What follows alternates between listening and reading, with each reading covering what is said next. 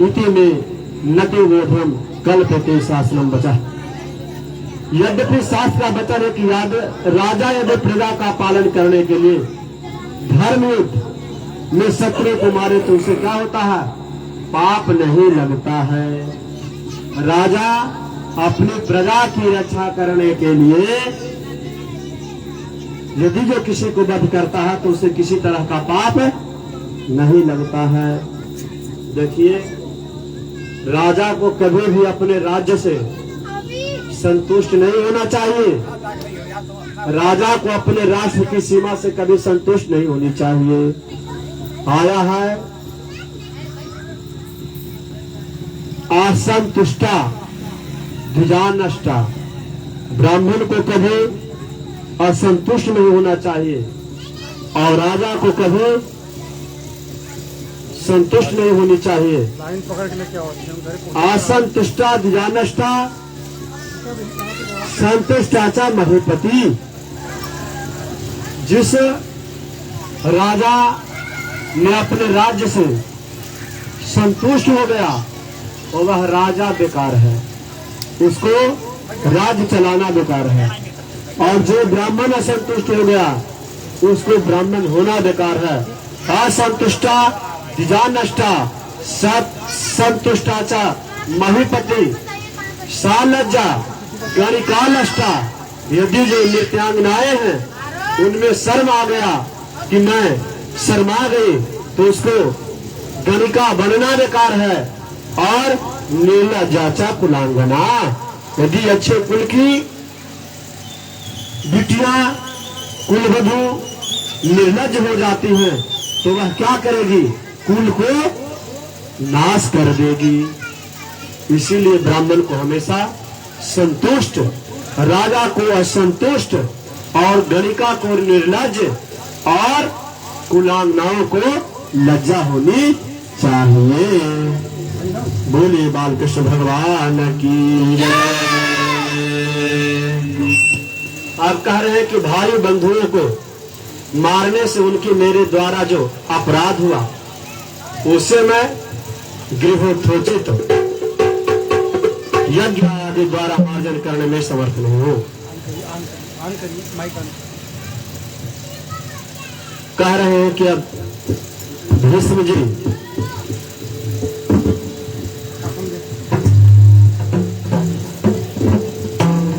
स्तुति करते हैं, इच्छा करते हैं कि कल उत्तरायण आता है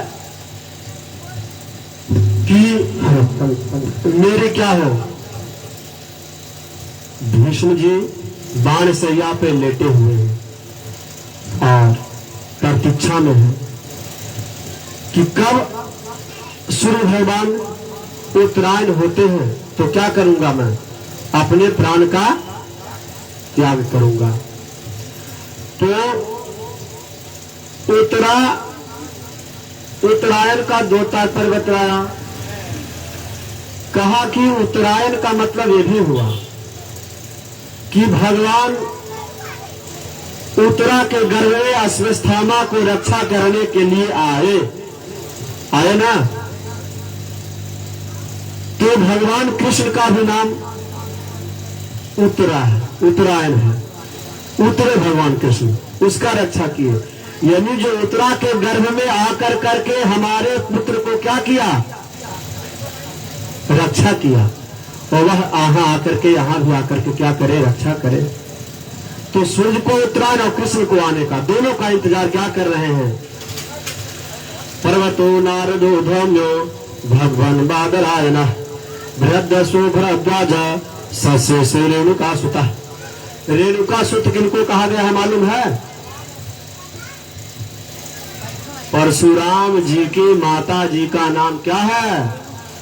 रेणुका।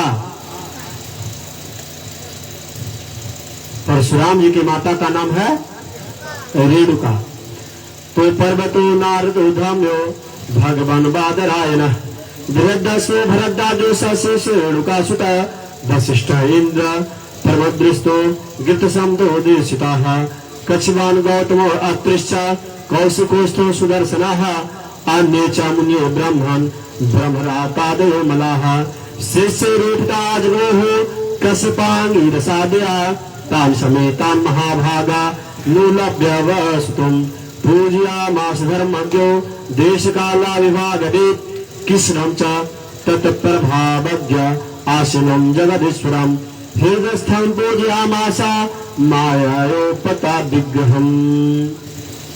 कह रहे हैं कि जितने पर्वतराज, धाम, भगवान व्यास, बृहदश्व, असित, कक्षवान, गौतम, अत्रि, विश्वामित्र, सुदर्शन, सुखदेव आदि शुद्ध हृदय महात्मागण शिष्यों के सहित कश्यप मेरा पुत्र जो है बृहस्पति आदि मुनिगण भी सब वहां पधारे। भीष्म पितामह धर्म और देश की काल के विभाग को कहां कहां किस समय क्या करना चाहिए इस बात को जानते थे। उन्होंने बड़ी भागी ऋषियों को सम्मिलित हुआ देखकर उनका था योग सत्कार किया। भीष्म पितामह देखे कितने लोग हमारे पास आ रहे हैं, सबको प्रणाम करते हैं और कहते हैं कि भगवान श्री कृष्ण का प्रभाव भी जानते हैं। अतः उन्होंने अपनी लीला से मनुष्य का वेश धारण करके यहाँ बैठे हो तथा जगदीश्वर के रूप में हृदय में विराजमान भगवान कृष्ण के बाहर तथा भीतर दोनों विग्रह का पूजन कर रहे हैं। पांडव बड़े बिना प्रेम के साथ भीष्म पितामह के पास बैठ गए हैं और उन्हें देखकर भीष्म पितामह की आंख से आंसू, प्रेम भरी आंसू छलक रही है।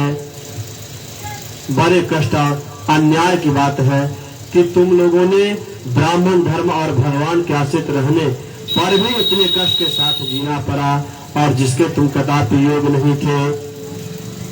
यह तुम्हारी अवस्था बहुत छोटी थी। उन दिनों तुम लोगों ने कुंती रानी के साथ और तुम्हें भी बार बार बहुत कष्ट हुआ। इस प्रकार नाना प्रकार के कष्टों को याद दिलाते हुए सूत जी कहते हैं कि युधिष्ठिर ने उनकी यह बात सुनकर सैया पर, बाण सैया पर सोते हुए भीष्म पितामह बहुत से ऋषियों के सामने ही नाना प्रकार के धर्मों के संबंध में अनंत रहस्यों के विषय में पूछा है। और भगवान कहते हैं दान धर्मान, राज धर्मान, मोक्ष धर्मान विभागशः, स्त्री धर्मान, भगवत धर्मान, समाज श्रद्धा संयोगतः। कह रहे हैं कि निवृत्ति और प्रवृत्ति, निवृत्ति और प्रवृत्ति द्विविध धर्म, दान धर्म, राज धर्म, मोक्ष धर्म, स्त्री धर्म और भगवत धर्म, इन सब का अलग अलग राजा का क्या धर्म है, दान का क्या धर्म है, दान की क्या महिमा है। इन नाना प्रकार के सब का विधि विधान से धर्म और काम मोक्ष ये चार पुरुषार्थ, इनकी प्राप्ति के साधनों का उपाख्यान इतिहास सुनाते हुए विभिन्न प्रकार से विधिवत विस्तार से वर्णन करते हैं। धर्म का प्रवचन भीष्म पितामह कर रहे हैं, कर ही रहे हैं कि उत्तरायण का समय आ पहुंचा है। सूर्य भगवान उत्तरायण हो गए हैं और मृत्यु को अपने अधीन रखने वाले भगवत रान योगी लोग चाह करते हैं कि मेरी मृत्यु क्या हो, उत्तरायण में हो तो मोक्ष प्राप्त होता है, दक्षिणायन में अच्छा नहीं होता है। तो उत्तरायण का समय आ जाता है और यह कहते हैं कि किसने लसत पीतपटे चतुर्भुजे पुरस्थिते मिलते दिग्विधारयत् विशुद्धि धारा नेहता शुभः अष्टध्યેये वासुगता युद्धदभ्यथः। भगवान भीष्म भगवान कृष्ण की पर प्रार्थना कर रहे हैं।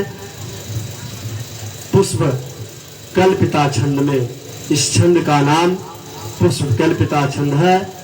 11 श्लोकों में वह प्रार्थना किए, उसमें 9 में माना गया है कि वह नवधा भक्ति की वर्णन किए हैं। इतिमति रूप कल्पिता वितृष्णा भगवती सात्वत पुंग विभुन्न स्वसुखमोपगतेक वचन हतु प्रकृति मथेयसु यदव प्रवाह त्रिभुवन कमनम तमालवरणम रवि कर गौरव राम बारंग धाने बपुर नकुल पितान व्याब्जम विजय सखी रत्ने स्तुमन विधा युद्ध तुरा गरजो विधुम्र विश्वक कचल निते श्रम बार्य कृताशे मम निशित शैरभिर्विधिमान त्वचित विलसकत चेत तु कृष्णात्मा। इस प्रकार शपथ सखी बचु निशम मध्य निज परयोर बलोरथम इस बति पर सैन्य कारक्षणा हितवती पार्थ सखीर त्रिममास्तु। इस प्रकार से स्वनिगम पहायमति प्रतिज्ञमत स्वनिगम पहायमत प्रतिज्ञा मृत मधर्म कृतवदोरथस्थः धृतरथ चरणो भ्यानदाज गुरुः हरिणि वहंत निभम गतो तुरीयः। कहते हैं कि मैंने प्रतिज्ञा कर ली थी कि मैंने श्री कृष्ण का शस्त्र ग्रहण कराकर छोड़ दूंगा और उसे सत्य एवं ऊंची करने के लिए उन्हें अपने शस्त्र ग्रहण न करने की प्रतिज्ञा तोड़ दी थी। उस समय वो रथ से नीचे कूद पड़े। जैसे ही देखते हैं रथ से कूद पड़ते हैं, शिव जैसे हाथी को मारने के लिए उस पर टूट पड़ता है, वैसे ही रथ का पहिया लेकर मुझ पर झपट पड़े। उसी समय इतने वेग से दौड़े कि उनके कंधे से दुपट्टा गिर गया और पृथ्वी कांपने लगी। मुझे आता तीखे बाणों से मार मार कर उनके शरीर का कवच तोड़ डाला था, जिससे सारा शरीर लहूलुहान था। अर्जुन के रोकने पर भी वह बलपूर्वक मुझे मारने के लिए मेरे दौड़ा आ रहे थे। वही भगवान श्री कृष्ण जो ऐसा करते हुए मेरी प्रति आज अनुग्रह और भक्त वर्षा से परिपूर्ण थे। मेरी एकमात्र गति कि आश्रय हो। अब भगवान धृतराष्ट्र की आज्ञा और भगवान श्री कृष्ण की अनुमति से समर्थ आज्ञा युधिष्ठिर अपने वर्ष परंपरा के सम्राट का धर्मपूर्वक शासन करने लगते हैं। सूर्य जी कहते हैं भीष्म पितामह के मन बारे दृष्टि से में भगवान कृष्ण ने अपने आप को लीन कर दिया। भीष्म पितामह की जो आत्मा थी भगवान के चरणों में जाकर लीन हो जाता है और युधिष्ठिर मृत शरीर की अंत्येष्टि कर्म कर कर कर करके फिर अपने राज धर्म का पालन करते हुए राज धर्म का संचालन करते हैं। बोलिए बाल कृष्ण भगवान की। श्री कृष्ण जी द्वारिका में जाते हैं। द्वारिका में जाकर के नदियों व्याधियों क्लेशः दैवा भूत मुहूर्तले अजात शत्रवा भवन जंतु नाम राज्ञा कंचित अपने बंधुओं को शोक मिटाने के लिए और अपनी बहन सुभद्रा की प्रसन्नता के लिए भगवान श्री कृष्ण कई महीनों तक हस्तिनापुर में रहते हैं। तत्पश्चात हस्तिनापुर में रहने के बाद भगवान कृष्ण आगे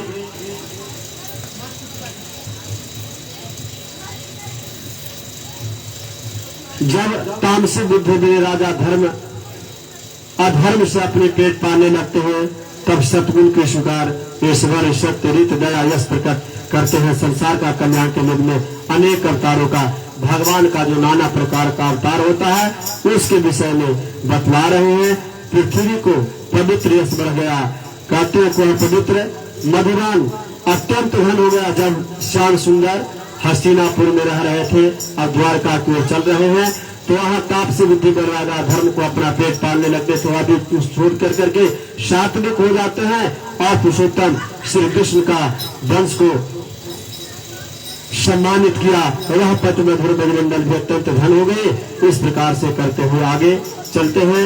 आगे की लीला में भगवान द्वारिका में श्री कृष्ण का राजोचित स्वागत किस प्रकार से उनका स्वागत होता है। दद्या यमानः करकंज संपुटे यथा खंडे कलहंस उत्सवम तमोपसोतम जगद्भुया भयावहम परतुजि प्रजा सर्वम भुवंश लाल शाहा। भगवान शंख की वह ध्वनि संसार को भय को भयभीत करने वाली है। उससे सुनकर सारी प्रजा अपने स्वामी कृष्ण के दर्शन की लालसा से नगर की ओर निकलते हैं। द्वारिका में भगवान को पहुंचने पर भगवान को दर्शन के लिए निकलते हैं और वहां जाने पर कमल नयन श्री कृष्ण जो है अपने अपने बंधु बांधवों से मिलते हुए मथुरा ब्रजमंडल जाते हैं। तब आपके बिना हमारा एक एक क्षण कोटि वर्षों समान लंबा हो जाता है। तत्राब्द कोटि प्रीतमो क्षणो भवेत् रवे बिना क्षणसो नष्टात्वाच्युता। देखिए युद्ध जो हुआ ना, महाभारत का युद्ध,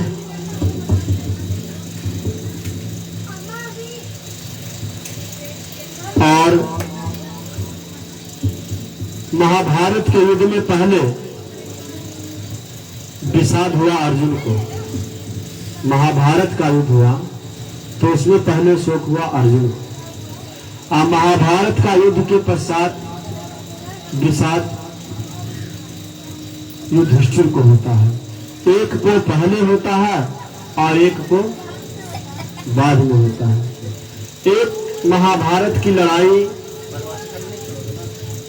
एक स्वार्थ की लड़ाई है, स्वार्थ में, पुत्रांध में, मोह की लड़ाई है।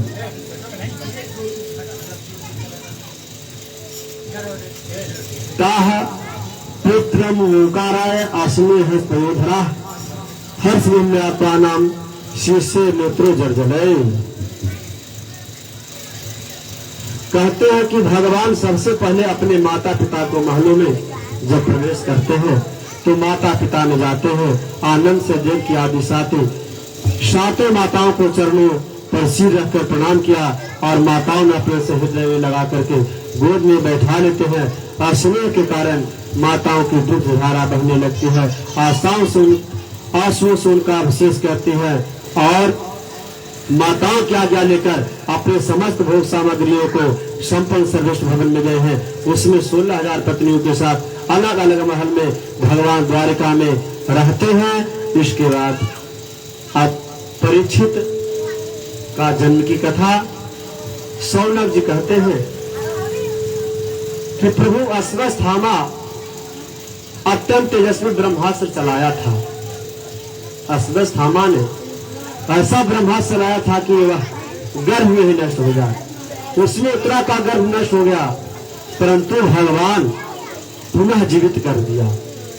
गर्भ में परीक्षित को क्या किया? जीवित कर दिया।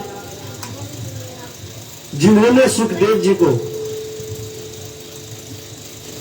ज्ञान का उपदेश दिया, जन्म कर मृत्यु उसके बाद भी जो गति उन्हें प्राप्त हुई, तो वह सब विधि विधान से बतलाइए कि कैसे उनका ये संभव हुआ। अंगुष्ठ मात्रम ममलम अस्फुरत पुरत मौलिनम आपिच दर्शन श्याम्यम तंदा दर्शमुचितम।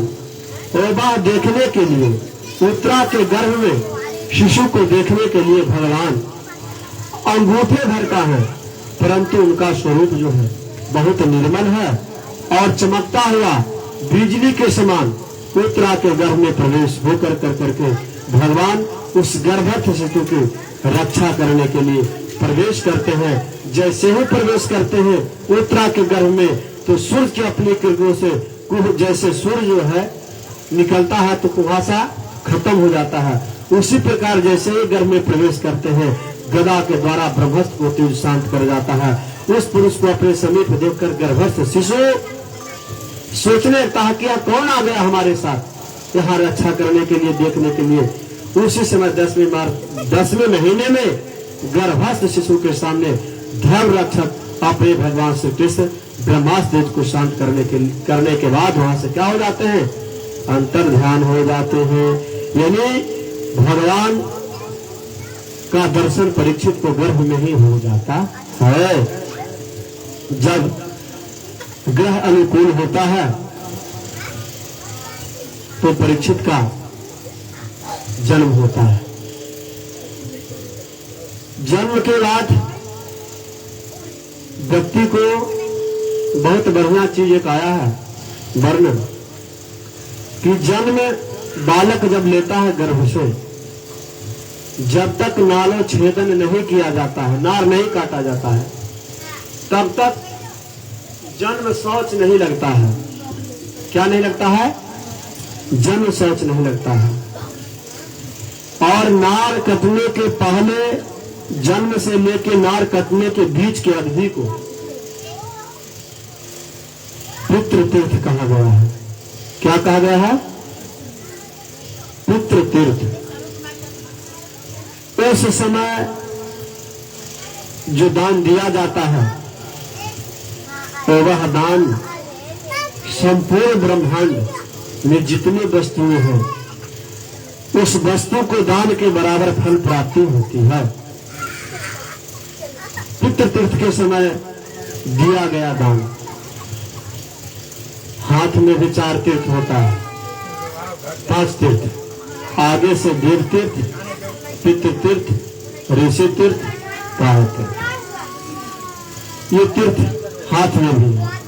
तो इस पितृ तीर्थ में जो दान दिया जाता है उस दान का केवल एक काशी क्षेत्र को छोड़कर, काशी क्षेत्र का दान का फल नहीं, मतलब दान होता ही नहीं काशी क्षेत्र का, लेकिन बाकी संपूर्ण ब्रह्मांड में जितनी वस्तुएं हैं सबको दान करने से जितना पुण्य प्राप्त होगा उतना पुण्य केवल नाल छेदन के पहले दान करने से प्राप्त हो जाता है।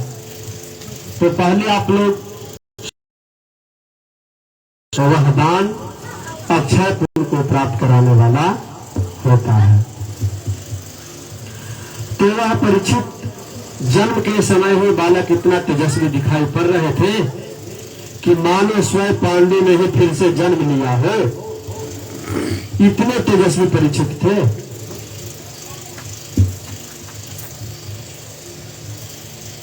ब्राह्मणों से संतुष्ट होकर अत्यंत देव युधिष्ठिर से कहा, पूर्ववंश शिरोमणि काल की दुर्निवार गति से यह पवित्र पूर्ववंश का मिटाना ही चाहता था, परंतु तुम लोगों की कृपा करने के लिए भगवान विष्णु ने बालक को क्या किया?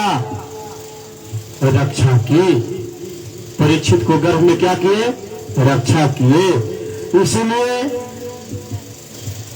उनका नाम भगवान, इसका नाम क्या हो गया? विष्णुरात। क्या नाम हो गया? विष्णुरात। निसंदेह यह बालक संसार में बड़ा यशस्वी भगवान का परम भक्त एवं महापुरुष होगा। परीक्षित का नाम विष्णुरात है। समझ गए? युधिष्ठिर कहते हैं कि महात्माओं ने यह बालक को क्या अपने उज्जवल यश से हमारे वंश का पवित्र कीर्ति को महात्मा दर्शन को शरण करेगा। आपेशम राजर्षित मुनिलोक महात्मा हमें वृत्या सुदेशा साधुवादीन सत्तमा। क्या हमारे स्कूल की नाम की कृति को रोशन को बढ़ाएगा? कहा कि इसकी नाम कृति यह शिव के समान गरजेगा, धनुर्धर होगा और समस्त सद्गुणों से महिमा का धारण करेगा। श्री कृष्ण का अनुयायी होगा, रंती देव के समान यह उद्धार होगा और धैर्य की बात कीजिए तो यह बलि के समान धैर्यवान होगा। भगवान कृष्ण के प्रति इसकी प्रहलाद के समय समान, जितनी प्रहलाद को भगवान ने निष्ठा थी और विनती थी, उतनी इसकी भगवान में क्या होगी? श्रद्धा होगी।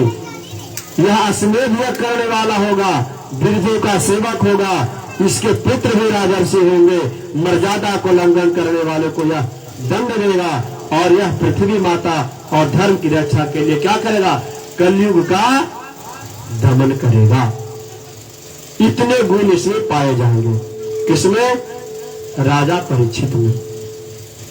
इस प्रकार बालक का कुंडली देख करके जन्म लग्न का फल बता रहे थे।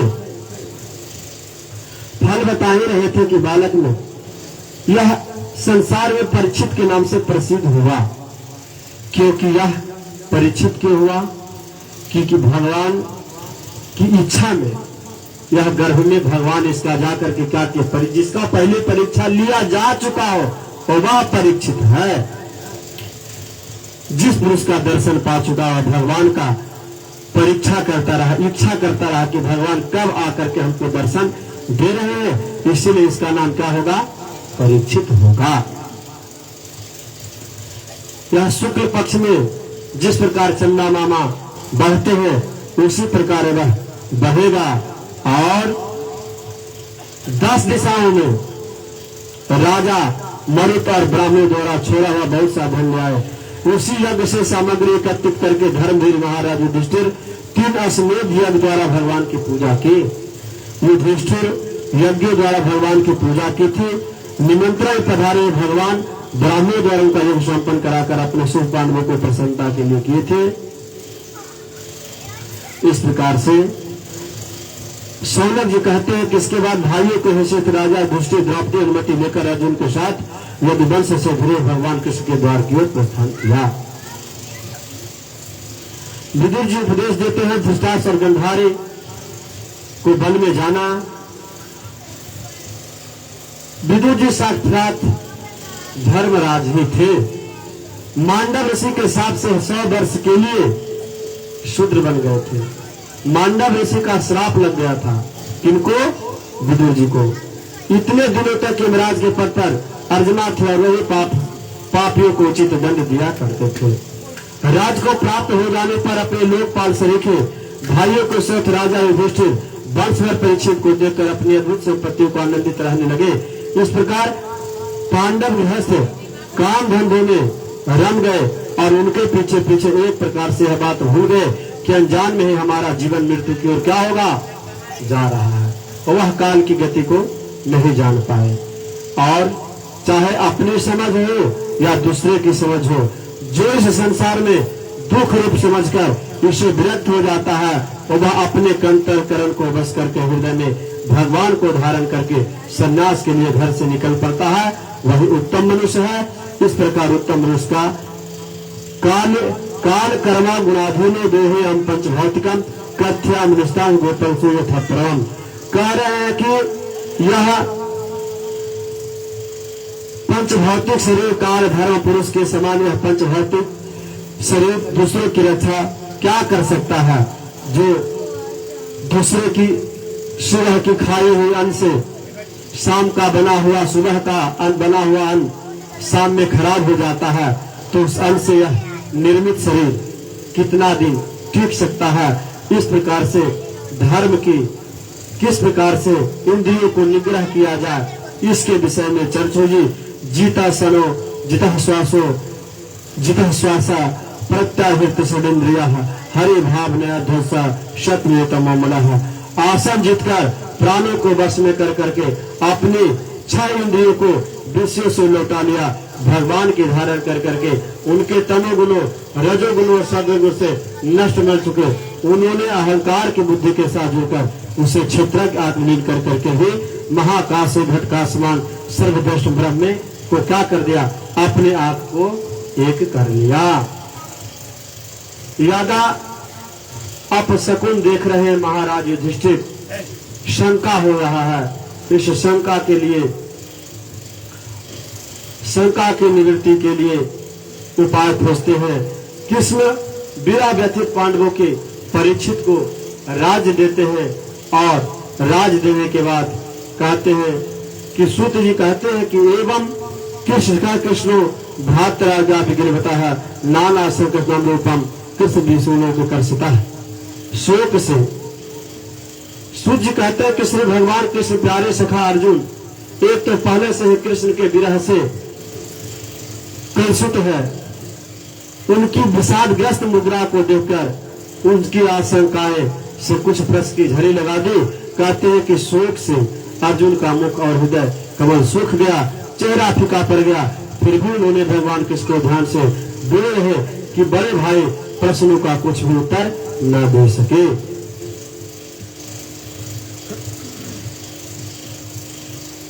कहते हैं कि अर्जुन महाराज मेरे जो भाई अथवा अत्यंत घनिष्ठ मित्र रूप धारण श्री कृष्ण मुझे ठग लिया। मेरे जिस पराक्रम से बड़े देवता आश्चर्य में डूब जाते थे उस श्री कृष्ण ने मुझे छीन लिया। कहा कि शरीर में प्राण रहित होने पर मृतक कहलाता है, जब शरीर में प्राण नहीं रहता है तो वह मृतक कहलाता है। वैसे क्षण भर भी वियोग में यह संसार अप्रिय दिखने लगता है। 10,000 हाथियों के शक्ति और बल के संपन्न अपने छोटे भाई भीमसेन ने उन्हीं की शक्ति से राजाओं के सिर पर पैर रखने वाले विज्ञानी जरासंध का भी वध किया था। महारानी द्रौपदी राजस्व यज्ञ में अभिषेक से पवित्र हुए अपने उन सुंदर केशों से जिन्होंने दुष्टों से भरी सभा में छूने का साहस नहीं किया कि छू नहीं सकते हो, तथा आंख में आंसू भरकर जब श्री कृष्ण चरणों में गिर पड़े, तब उनके सामने उसके उस घोर अपमान का बदला लेने की प्रतिज्ञा कर की उद्धृतों की स्त्रियों के ऐसी दशा देखकर विधवा हो गई और उन्हें अपने केश अपने हाथ में खोल देने पड़े। वही कहते हैं अपने राज को पाने के लिए दुस्साहस मांगते हैं पांचों पांडव के, हमको दुर्योधन वो भी दे न सका, नहीं दे सका, कहे कि हमको नहीं केवल 5 ग्राम दे दो ना, हम रखेंगे उसी में अपना धरती तमाम। जो था साध उसको साधने के लिए चला, जो संभव था उसको साधने के लिए चला। इस प्रकार उसका दुर्योधन का नाश होता है और भगवान स्वधान गमन यदुवंश के संहार के वृतांत सुनकर निश्चल मते युधिष्ठिर जो है स्वर्ग आरोहण का निश्चय किया। कुंती भी अर्जुन के मुख से यदुवंशियों को नाश और भगवान के स्वधान की बात सुनकर अनंत भक्ति से अपने हृदय में भगवान के श्री कृष्ण को लगा दिया। सदा के लिए जन्म मृत्यु के संसार में अपना मुंह मोड़ तोड़ लिया। कुंती भी तोड़ ली मुंह। भगवान श्री कृष्ण लोक दृष्टि में जिस यादव शरीर से पृथ्वी का भार उतारा था उसका वैसे ही परित्याग कर दिया, जैसे कांटे से कांटा निकालकर कोई क्या करता है, पैर में कांटा फंस जाता है तो कील से कील, कांटा से कांटा निकालता है, और उसी प्रकार से उसको त्याग किया। कहते हैं परीक्षित जब दिग्विजय कर लिए, सब दिशा में प्राप्त कर लिए, तो धर्म और पृथ्वी का संवाद हो रहा है। सूत जी कहते हैं कि ततः परीक्षित द्विज वर्ज शिक्षा महिम महाभागवतः ससाह यथा ही सुत्ता मधुचात गोविदा समाधि संदीप मध गुणस्ता। पांडवों के महाप्रयाण के पश्चात भगवान ने परम भक्त के राजा परीक्षित श्रेष्ठ ब्राह्मणों की शिक्षा के अनुसार क्या किया, पृथ्वी पर अच्छा से अच्छा तरीके से राज्य का संचालन करने का प्रयास किया। अच्छा से अच्छा, जितना अच्छा से राज्य का संचालन हो। उन्होंने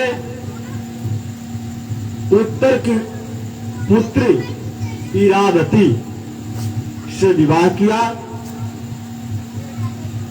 और जन्मजय आदि पुत्र को उत्पन्न किए तथा कृपाचार्य को अपना आचार्य माना, और गंगा के तट पर राजा परीक्षित ने 3 अश्वमेध यज्ञ किए, जिनमें ब्राह्मणों को पुष्कल यानी पर्याप्त दान दक्षिणा देकर करके राजा परीक्षित संतुष्ट किए।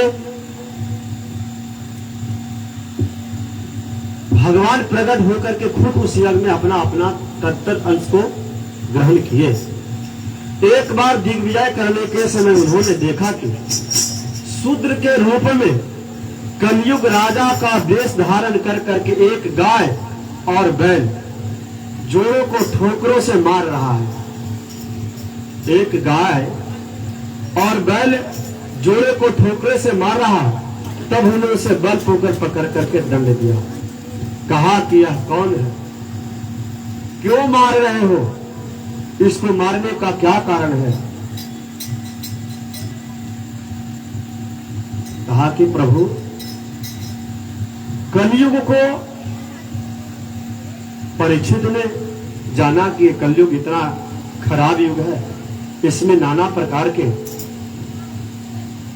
उपद्रव होंगे, सब धर्म विमुख हो जाएगा। फिर भी राजा परीक्षित ने कलयुग को क्यों छोड़ दिया, इसका कारण बतलाइए।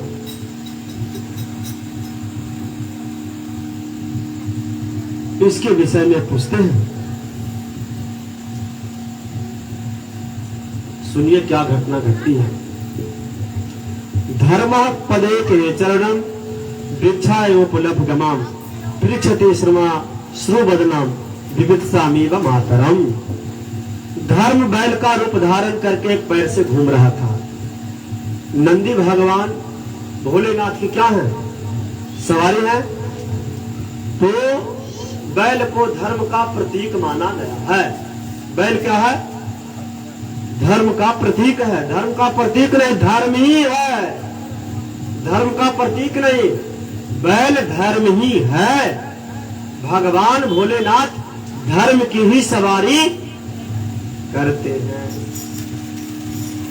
तो वह धर्म रूपी बैल है, धारण करके एक पैर से घूम रहा था। एक स्थान पर उसे गाय रूप में पृथ्वी मिली। बैल से कौन मिली? गाय मिली। गाय पृथ्वी का रूप धारण कर करके किससे मिली? बैल से मिली। और पुत्र की मृत्यु से दुखनी माता के सामने उसको नेत्रों से आंसू के झरने झर झर झर झर रहे थे। किससे? किससे आंसू झर रहे थे? गौ माता से आंसू झर रहे थे। उसका शरीर श्रीहीन हो गया था। धर्म पृथ्वी से पूछने लगा, यानी बैल जो है वह धर्म जो है यह पृथ्वी से पूछा, कश्चित भवेत् रेनामय या महात्मा नमस्ते दीक्षासी मल्लास्तेन मुखने आलक्ष्य भवति मंत्राधीन दुरे बंधु सोचसी कंच नाम्बा। कहते कि कल्याणी, कुशल तो हो या न हो, तुम्हारा मुख कुछ मलिन जरूर है और ये मुख मलिन है। तुम श्रीहीन होती जा रहे हो, हमें ऐसा मालूम पड़ रहा है। इसका क्या कारण है जिससे तुम इतना चिंतित हो? इसके विषय में बतलाओ। बैल पूछ रहा है धर्म से।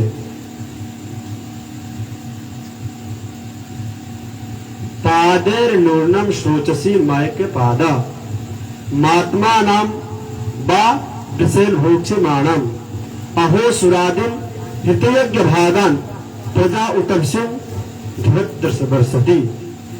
कहते कि कहीं तुम मेरी चिंता तो नहीं कर रही हो? बैल कह रहा है धर्म से कि तू रो रही हो तो क्या हमारे वियोग में रो रही हो? हमारी चिंता से नहीं रो रही हो? अब इसके 3 पैर टूट जाते हैं। किसके 3 पैर टूट जाते हैं? 3 पैर किसके टूट गए? अब एक ही पैर रह गया। संभव है तो तुम अपने लिए शोक कर रही हो, एक अब शुद्ध तुम्हारे ऊपर शासन करेगा। शुद्र शासन करेगा तो क्या होगा?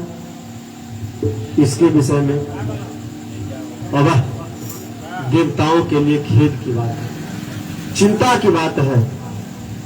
वह यज्ञ में आहुति नहीं देगा। कल से हमारे मोबाइल में फेसबुक से कथा का प्रसारण हो रहा है, तो कि कोई व्यक्ति फ्रेंड रिक्वेस्ट स्वीकार कर लिया है, स्वीकार नहीं किया, वो भेज रहा है और बार बार हमारे मोबाइल में मैसेज कर रहा है कि धर्म को खत्म करो, जातिवाद को खत्म करो। वो बार बार हमारे मोबाइल पे ऐसा मैसेज वो ट्वीट कर रहा है, फेसबुक पे भेज रहा है मेरे पास। धर्म हटाओ, भगवान को पूजा बंद करो, ऐसा बार बार मैसेज हमारे मोबाइल में आ रहा है। तो कहा कि जब शूद्रों को शासन हो जाएगा तो वही काम करेगा, पूजा नहीं होने देगा, कहीं आहुति नहीं होने देगा। प्रजा के लिए जो वर्ष भर में जब वो धर्म नहीं होगा तो वर्षा नहीं होगी, वर्षा नहीं होगी तो अन्न नहीं होगी, अन्न नहीं होगी तो क्या हो जाएगी? दुर्भिक्ष हो जाएगी, अकाल पड़ जाएगी।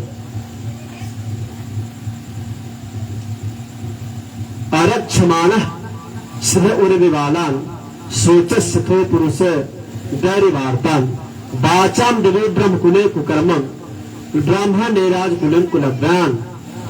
कह रहे हैं कि देवी, क्या तुम राक्षस सरीखे मनुष्यों के द्वारा सताई गई हो? तुमको किसी ने सताया है? आरक्षित स्त्रियों एवं आर्त बलों के लिए शोक कर रहे हो। संभव विद्या और कुकर्मी ब्राह्मणों के चंगुल में पड़ गई है। विद्या और कुकर्मी ब्राह्मणों के चंगुल में पड़ गई है। देखिए बड़ा ये शब्द जो है, विद्या सतपात्र के पास रहता है तब तो उसका सदुपयोग हो पाता है, लेकिन यदि कुपात्र को विद्या दी जाती है तो वह विद्या भी विष का रूप धारण कर लेती है। मान लीजिए ये जितने हमारे देश में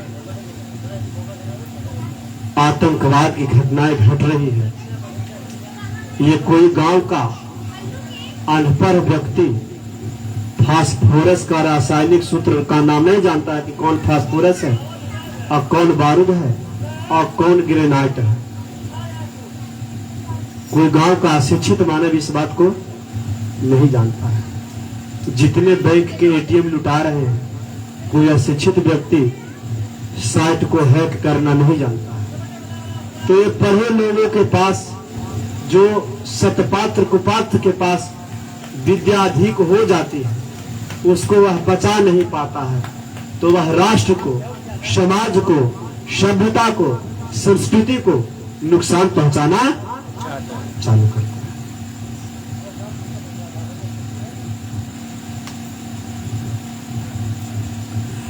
तो क्या तुम ऐसे राजाओं के चक्कर में पड़ने वाली हो, दुखी हो रही हो?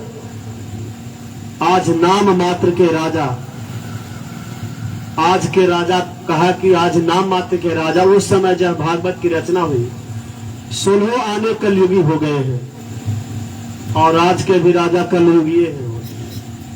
आज हमारे देश के राजा जो हैं वह कलयुगी ही हो चुके हैं लगभग। इस प्रकार आज की जनता का खान पान, वस्त्र, स्नान, सब रहने सहने का सब तौर तरीका जो है सब बदलता जा रहा है। पृथ्वी कहती है कि धर्म, तुम जो सब पूछ रहे हो हमसे और वह स्वयं जानते हो और जान करके भी हमको क्या कर रहे हो, बीच में केवल भ्रमित कर रहे हो।